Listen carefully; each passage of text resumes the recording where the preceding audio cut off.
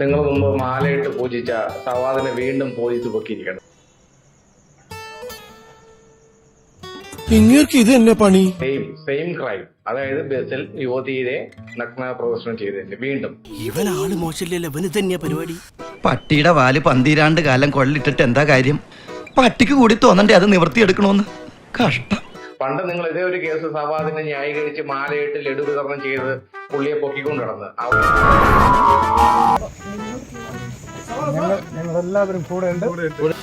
ഒന്നും പേടിക്കണ്ട, ഒരു കുഴപ്പമില്ല, ഞങ്ങളെല്ലാം കൂടെ ഉണ്ട്. ഫുൾ സപ്പോർട്ട്, വലിയൊരു സപ്പോർട്ടുണ്ട്. എന്തായിരുന്നു എനിക്ക് കിട്ടിയ സ്വീകരണം? മാലയിട്ട് സ്വീകരിച്ചതിന്റെ കാരണം എന്താണെന്ന് പറഞ്ഞാൽ അദ്ദേഹത്തിന്റെ ഭാഗത്ത് ന്യായമുണ്ടെന്ന് മനസ്സിലാക്കിയത് കൊണ്ടാണ്. ഹിന്ദു നിരപരാധിനിയാണ് എന്നതുപോലെ തന്നെ ഇവനും നിരപരാധനാണ്. ഇപ്പോഴത്തെ കേസും ആരോപിതനാണ് അദ്ദേഹം ഒരു പ്രതിയല്ല, അതാദ്യം മനസ്സിലാക്കണം. എന്റെ പൊന്നു മണ്ടന്മാരെ, എടാ നീ ശരിക്കും മണ്ടനാണോ അതോ മണ്ടനെ പോലെ അഭിനയിക്കാണോ? ശരിക്കും മണ്ടനാണ് സാർ. തലച്ചോറില്ലാതെയും ഒരു ജന്തുവിന് ഇത്രയും കാലം ജീവിക്കാമെന്നതിന് ഏക ഉദാഹരണമാണ് ഈ തിരുമണ്ടൻ. ശരി, ഇവ തെറ്റായിട്ടില്ല. ഇവ എന്തിനാ ഈ തമിഴ്നാട്ടിൽ ഒളിച്ചോടുന്നത്? അതല്ല ഉദ്ദേശം.